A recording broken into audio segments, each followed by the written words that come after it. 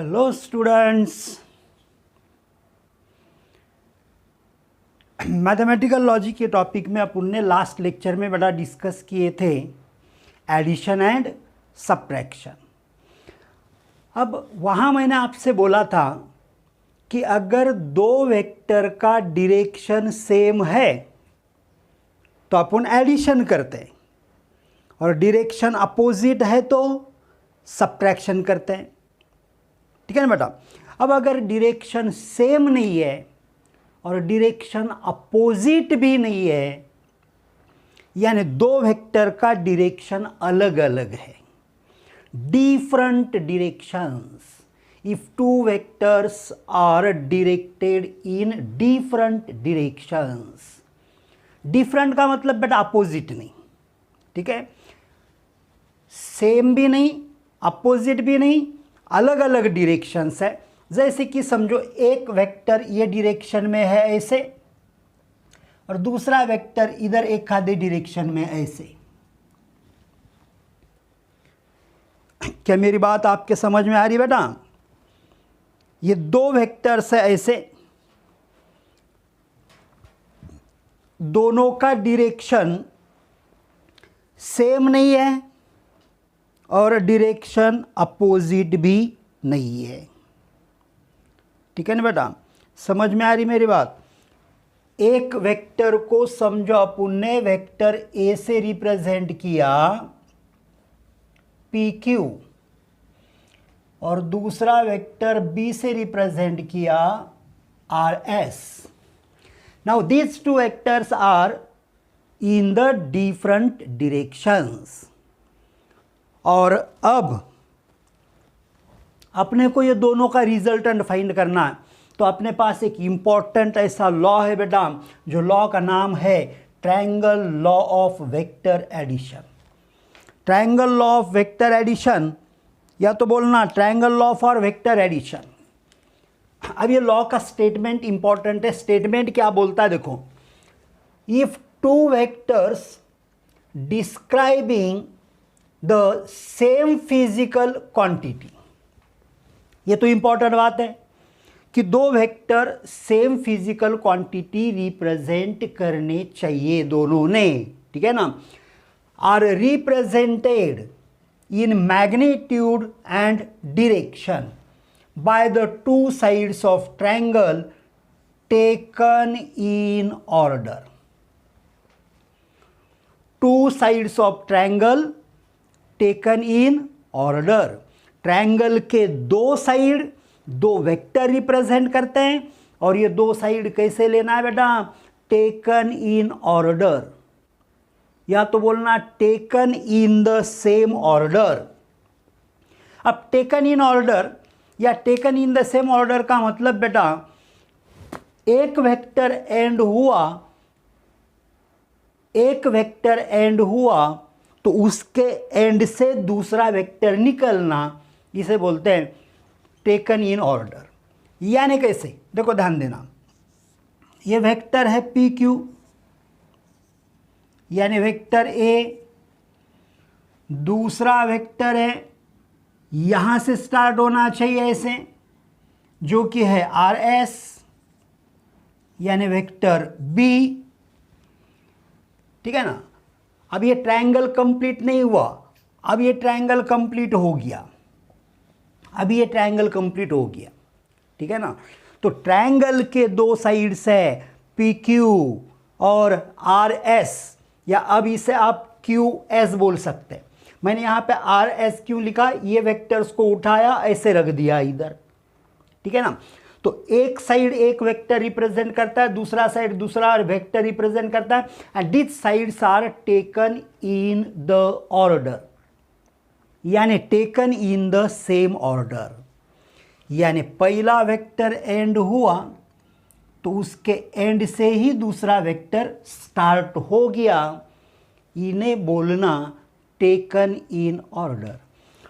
Then their resultant is represented in magnitude and direction by the third side। अब ये दोनों का resultant, दोनों का resultant means vector A plus vector B. Resultant बोले कि अपन हमेशा वेक्टर फॉर्म में ऐसा ही लिखते हैं, vector A plus vector B resultant, है ना। ये रिजल्टेंट को अपन वेक्टर सी से रिप्रेजेंट किया। Then their resultant is represented in magnitude and direction by the third side, by the third side। A और B का रिजल्टेंट C कौन represent करेगा? थर्ड साइड, ट्रायंगल का third side, drawn in the opposite sense, drawn in the opposite sense means third side represent resultant vector। और ये resultant vector कैसे draw करना है बेटा? opposite sense, यानी ये जो थर्ड वेक्टर है resultant vector, it start from starting point of first vector and end at ending point of second vector. तो ये पहले वेक्टर के स्टार्टिंग पॉइंट से स्टार्ट होगा और दूसरे वेक्टर के एंड पॉइंट पे एंड होगा, यानी इसको एरो ऐसे रहेगा बेटा, इसे बोलना अपोजिट सेंस। ये रिप्रेजेंट करता है resultant, that is vector C. क्या रिप्रेजेंट करता है बेटा? ये वेक्टर सी। क्या मेरी बात आपके समझ में आ रही? Yes. So this is the statement of triangle law for vector addition. अब triangle law for vector addition ये जो है, इसका यूज होता है बेटा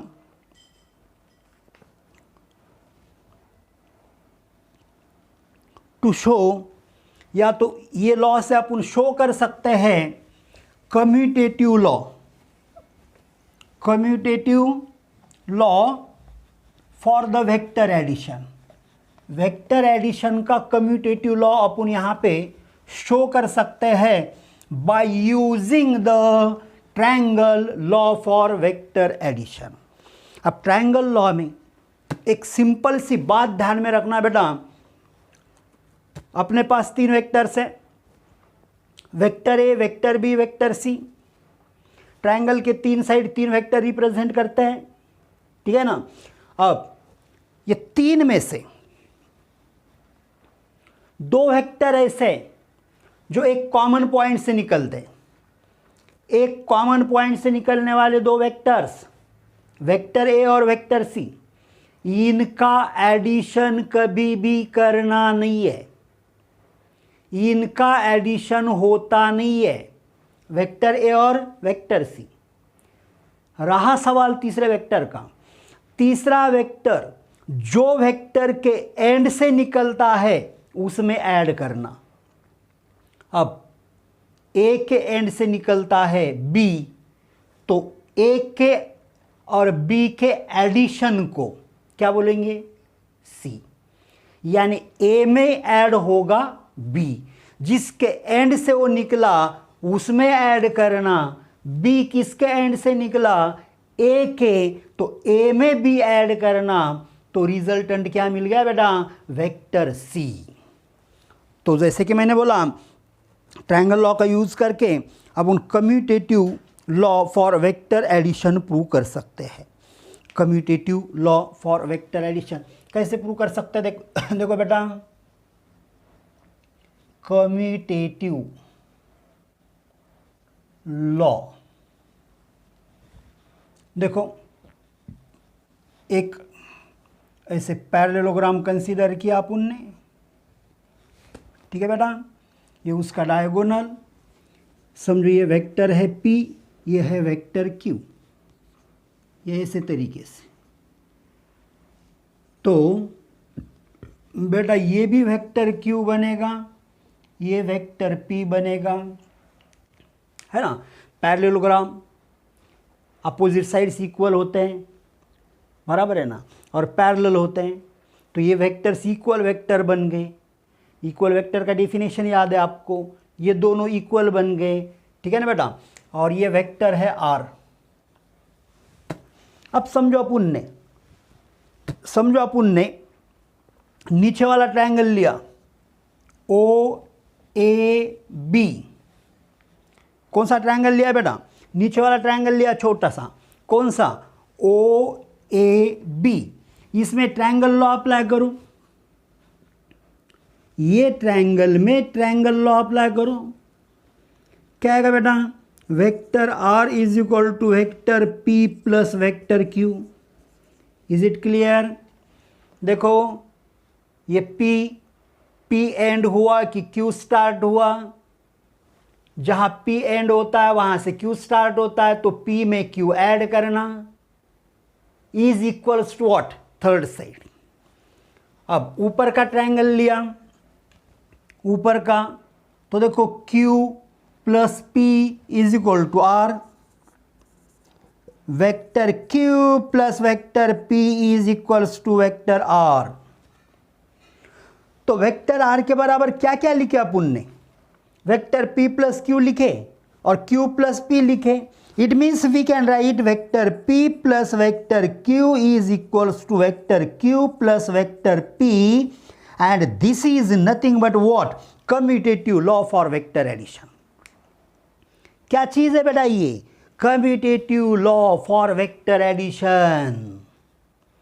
तो commutative law जो है वेक्टर एडिशन का, ये प्रूव करने के लिए इसका यूज किया जाता है। वेक्टर एडिशन इज associative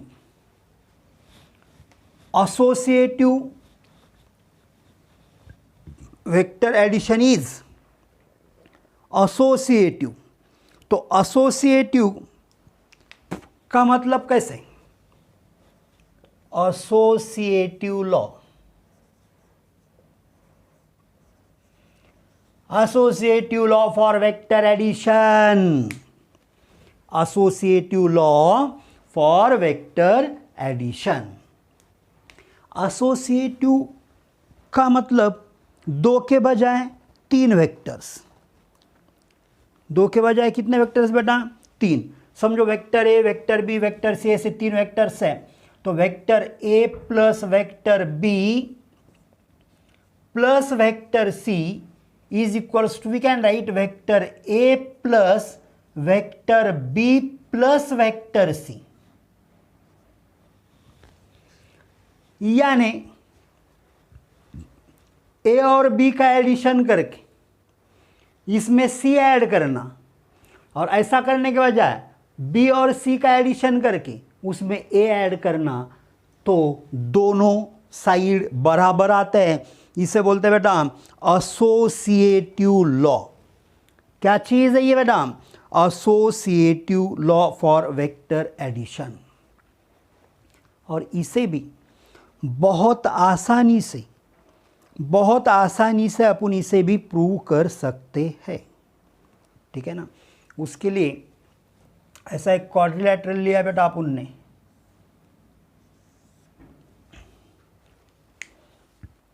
एक ऐसा क्या लिए बेटा? Quadrilateral O P Q R, ऐसा क्वाड्रिलेटरल ली। इसके दो डायगोनल ड्रॉ किए, ये ऐसे दो डायगोनल ड्रॉ किए, ठीक है ना बेटा? क्या मेरी बात समझ में आ रही? समझो अपन वेक्टर ए रिप्रेजेंट करेंगे, ओ पी से रिप्रेजेंट करेंगे वेक्टर ए को, और यहाँ लिखेंगे समझो वेक्टर बी, पी क्यू को क्या लिखा बेटा? वेक्टर बी लिखा, और क्यू आर को लिखेंगे वेक्टर सी। यहाँ एरो इम्पोर्टेंट रोल प्ले करता है। एरो कैसे ड्रॉ किए हैं अच्छे से ध्यान में रखना। अब रहा सवाल दो डायगोनल का, रहा सवाल दो डायगोनल का, तो समझो अपन ने ये डायगोनल को यहाँ पे एरो दिया, ये डायगोनल को यहाँ पे एरो दिया, ठीक है ना बेटा। अब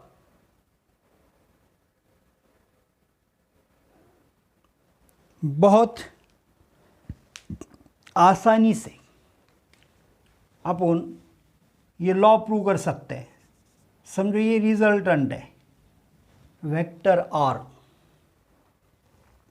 अब मुझे एक बात बताओ, ये ओ क्यू कितना होगा बेटा? Vector A plus vector B.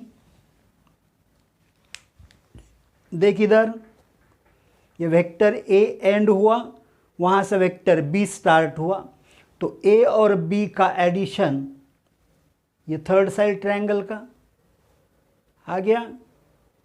अरे आया कि नहीं? अब आप ये ट्रायंगल लो नीचे वाला। कौन सा ट्रायंगल बेटा? कौन सा ट्रायंगल? ओ क्यू आर। कौन सा ट्रायंगल लो? O Q R. अब ओ क्यू आर में आप क्या लिख सकते हैं? देखो, O Q plus Q R, O Q plus Q R. O Q means A plus B, Q R means C. तो vector A plus vector B, ये एक वेक्टर हुआ, इसमें दूसरा वेक्टर ऐड किया वेक्टर सी, तो इज इक्वल टू क्या मिलेगा बेटा? Third side that is resultant R. थोड़ी देर के लिए मैं इसे मिटाता हूं। अब देखो ये नीचे वाला ट्रायंगल, इसमें ट्रायंगल लॉ अप्लाई किया। ट्रायंगल लॉ समझ में आया बेटा? दो वेक्टर ऐसे ढूंढना जो एक कॉमन पॉइंट से निकलते हैं। तो यहां एक कॉमन पॉइंट से कौन कौन निकला? ए प्लस बी और आर। तो ए प्लस बी और आर का एडिशन कभी भी नहीं होगा, इन्हें इक्वल टू के दो साइड लिखना। रहा सवाल तीसरे वेक्टर का, तीसरा वेक्टर है वेक्टर सी। तीसरा वेक्टर जिसके एंड से निकलता है उसमें ऐड करो। तो तीसरा वेक्टर निकला क्यू पॉइंट से, क्यू पॉइंट पे एंड किसका है? ए प्लस बी का। तो ए प्लस बी में सी ऐड कर दिया, आर आ गया। ठीक है ना बेटा? अब ऐसे ही चलो थोड़ा सा सोचो, स्क्रीन को पॉज करो और सोचो और मुझे बताओ कि ये पी आर साइड क्या आएगा? पी आर साइड क्या आएगा? अरे उसके लिए आपको ये ट्रायंगल देखना पड़ेगा बेटा। कौन सा ट्रायंगल? P Q R. अब देखिए इधर, ये जो है पी क्यू में क्यू आर ऐड किया तो पी आर मिलेगा। पी क्यू का मतलब बी, बी में क्यू आर यानी सी ऐड कर दिया, तो ये आ गया vector B plus vector C. क्या आ गया बेटा? ये पी आर क्या आ गया? Vector B plus vector C आ गया। अब आप ये ट्रायंगल लो। कौन सा ट्रायंगल लो? O P R. इसे मिटा रहा मैं थोड़ी देर के लिए। ये ट्रायंगल लो ओ पी आर। तो देखो ओ पी यानी वेक्टर ए, इसमें क्या ऐड करोगे बेटा? पी आर यानी vector B plus vector C is equal to क्या गया? ये रिजल्टेंट आर। अब अच्छे से देखो, ये ऊपर का इक्वेशन नीचे का इक्वेशन देखो, राइट हैंड साइड सेम है। So we can write vector A plus vector B plus vector C is equals to vector A plus vector B plus vector C, and this is nothing but what? Associative law for vector addition। क्या चीज़ है बेटा? Associative law for vector addition। तो triangle law पे depend कुछ examples अपने book में दिए हैं बेटा, वो एग्जाम्पल्स देख लेना। वो एग्जाम्पल्स में अगर कुछ डाउट आया, डिफ़िकल्टी आया, तो आप पूछ सकते हैं, कमेंट करके भी पूछ सकते हैं। ठीक है ना बेटा? तो आज के लेक्चर के लिए अपन यहीं पे रुकते हैं, मिलते हैं फिर नेक्स्ट लेक्चर में। Okay, thank you.